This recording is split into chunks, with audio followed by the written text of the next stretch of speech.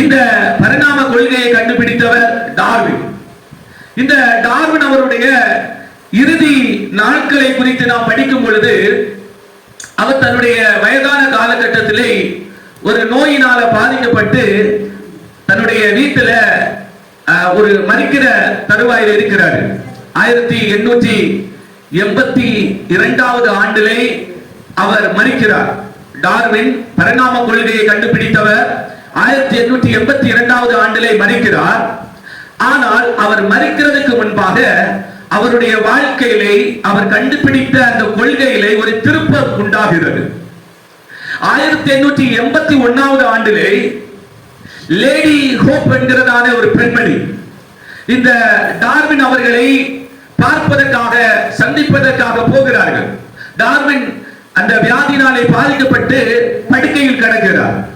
அப்ப இந்த பெண்மணி அவரை பார்க்கிறதுக்காக போகும் பொழுது அவருடைய கரத்திலே ஒரு புத்தகம் இருந்ததாக இவர் குறிப்பிடுகிறார். அந்த புத்தகம் என்ன தெரியுமா? வேத புத்தகம். இந்த பரிணாம கொள்கையை உருவாக்கி உலகம் எங்கிலும் பரப்பின அந்த டார்வின் மரிக்கிறதுக்கு முன்பாக வாசித்த ஒரு புத்தகம் பரிசுத்த வேதாகமம். இந்த பெண்மணி அந்த காட்சியை பார்க்கிறாரு.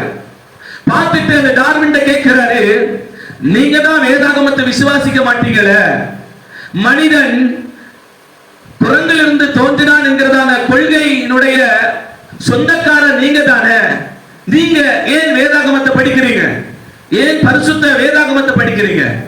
அப்புறம் அவர் என்ன சொன்னார் தெரியுமா? நான் என்னுடைய வாழ்க்கையில ஒரு தவறை செய்து வைத்தேன். என்ன தவறு?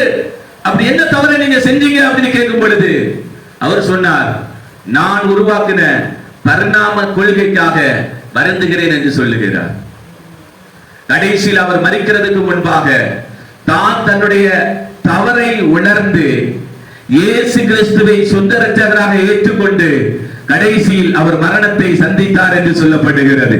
அப்போ பரிணாம கொள்கையை உருவாக்கின டார்வின் தன்னுடைய இறுதி காலகட்டத்திலே பரிசுத்த வேதாகமத்தை வாசித்து மனிதன் எப்படி தோன்றினான் என்று அவன் அறிந்து கொண்டு இயேசு கிறிஸ்துவை, வேதாகமம் கூறுகிற சர்வ வல்லமையுள்ள இயேசு கிறிஸ்துவை சொந்த இரட்சகராக ஏற்றுக்கொண்டு மரித்தார் என்று சொல்லி இந்த லேடி ஹோப் என்கிறதான இவர் 1915 ஆண்டிலே வெளியிட்ட ஒரு பத்திரிகையில் குறிப்பிட்டிருந்தார்.